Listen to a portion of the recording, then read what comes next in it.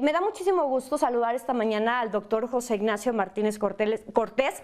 Él es coordinador del Laboratorio de Análisis en Comercio, Economía y Negocios de la UNAM. Doctor, ¿cómo estás? Muy buenos días. Gracias por la invitación, a la orden. Pues lamentablemente vemos con tristeza, con preocupación, que cada vez la vida es más cara en nuestro país, cada vez podemos comprar menos cosas, menos productos incluso de la canasta básica. ¿Cuáles son estos productos que más han incrementado y cuáles son los sectores que también han incrementado más? Sí, sin duda aquí vemos un efecto multiplicador en el sentido de que han incrementado los energéticos. Por ejemplo, la parte referente a el gas LP en la primera quincena de marzo con relación a la segunda de febrero tuvo un aumento de 1.35.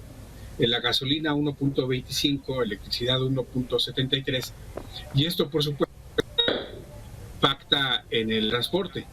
El transporte tuvo un aumento de 6.02 y en acumulado esto se refleja en los precios a la canasta básica, que bien decías, en esta primera quincena de marzo, pues tuvo un incremento de la canasta básica de 7.88%, donde se refleja este aumento. Principalmente en lo que tenemos en la mesa, lo que compramos todos los días para la comida cotidiana, para el desayuno, la comida, la cena. Por ejemplo, hubo un aumento en la cebolla de 8.41, en huevos 2.98, tortillas 1.01, y si no podemos comer en casa, pues lo que hacemos es comer en fondas, loncherías, restaurantes, y el incremento en estos establecimientos gastronómicos pues tuvo un aumento de 0.65. Y de aquí, Jimena, si lo vinculamos con el aumento al salario mínimo, los precios, la inflación, ¿no?, como decimos coloquialmente, ya se comió el aumento al salario mínimo. Ahorita que tocabas el tema de los combustibles, ¿cuáles son las zonas de nuestro país que más incrementos han registrado? Lo veíamos, por ejemplo, las personas que viven en Baja California hablaban de que si de por sí el limón es caro, para ellos es aún más caro por el tema de los traslados desde Michoacán hasta Colima, hasta aquella parte del país. ¿En qué zonas, insisto, se ha registrado mayor incremento derivado de este tema de los combustibles? Sí, aquí hay que tomar mucho en consideración, como bien precisas, la parte geográfica del país, tomando aquí que el norte del país pues todavía está sufriendo las heladas de ya pues recién terminado invierno. No así lo tenemos en el sur, donde ya se tienen temperaturas de 40 a 45 grados. Entonces el clima mucho tiene que ver con relación a los combustibles, pero también aquí, Jimena, otro aspecto muy importante está en cuanto a la distribución, la logística, y esto provoca que haya pues mayor aumento en los precios. Es decir, no es lo mismo la gasolinería que está a un lado de Coatzacoalcos, ¿no?, donde al ladito está la refinería. Entonces es más barato ahí este combustible con relación a estados, como bien señalabas, Baja California, Sonora, ¿no?, Chihuahua, que es donde tenemos estos incrementos. ¿Qué podemos esperar, doctor, para los próximos meses? Hablábamos a principios de enero, especialistas señalaban que esta cuesta de enero podría extenderse durante el primer semestre del año. ¿Qué podemos esperar en los próximos meses? Sí, aquí, Jimena, tenemos por delante no tanto los meses, sino días. De manera tradicional, en Semana Santa y Semana de Pascua, los precios incrementan. Entonces vamos a tener por delante 25 o 30 días de un aumento en los precios por esta situación de Semana Santa y Semana de Pascua.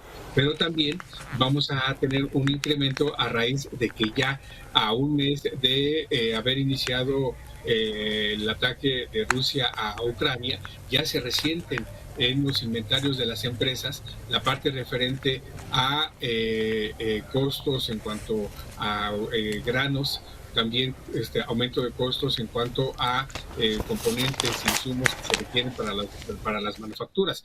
Entonces, vamos a tener un impacto en cuanto a precios en todo abril. Por ello es que el aumento de la tasa de interés que ayer decidió Banco de México en 0.50 puntos base, es decir, tenemos una tasa de interés de 6.50 que entró hoy en vigor, pues realmente no va a amortiguar el que se reduzca la inflación. Al contrario, vamos a tener un aumento en cuanto a precios, principalmente relacionados a los pecuarios y por supuesto a hotelería, viajes, que es aquí también donde la inflación provocó un aumento en cuanto a viajes, hoteles de 1%.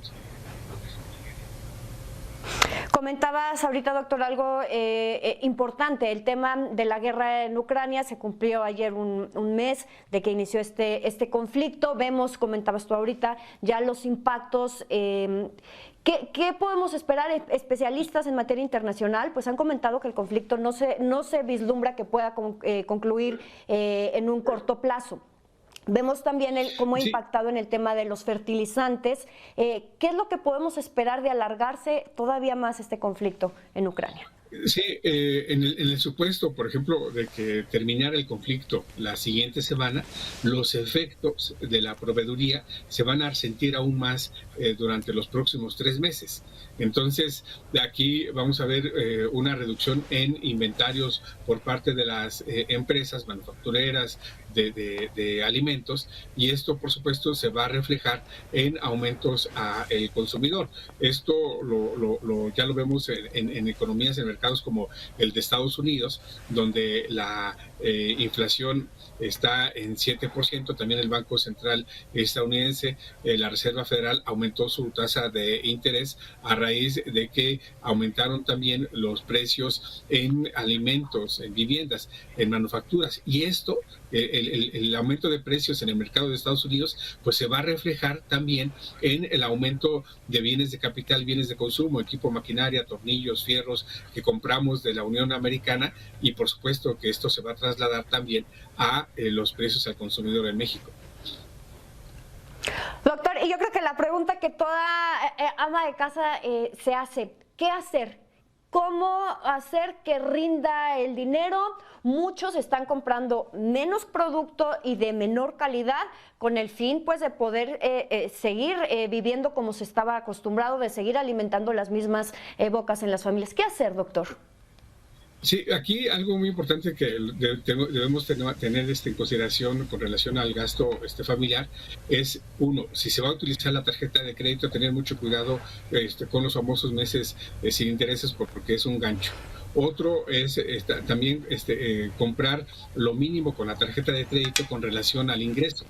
Por lo tanto, un tercer aspecto es, como se dice en el argot bancario, ser totaleros, es decir, pagar al 100% la tarjeta de crédito en la fecha respectiva para no pagar intereses. Se deben tomar en consideración 3 fechas o 3 cantidades. El mínimo a pagar, lo cual no se debe hacer porque te va a pegar en intereses. El otro punto es pagar la cantidad para no generar intereses. Eso quizá es lo que se tiene que hacer, pero lo deseable es pagar al 100% la tarjeta, porque reitero, a partir de hoy aumentaron los intereses. Y otro aspecto también a considerar es, ya se decía hace un momento, comprar estrictamente lo necesario, dejar a un lado lo superfluo, los lujos. Esto puede esperar, no así satisfacer las necesidades básicas de consumo, como son los alimentos, la comida. Así es, pensar lo necesito es de primera necesidad, y si no, como dice el doctor, dejarlo para después ante esta situación. Muchísimas gracias, doctor José Ignacio Martínez Cortés, coordinador del Laboratorio de Análisis en Comercio, Economía y Negocios de la UNAM. Gracias por esta entrevista, doctor. Muchas gracias, Ximena.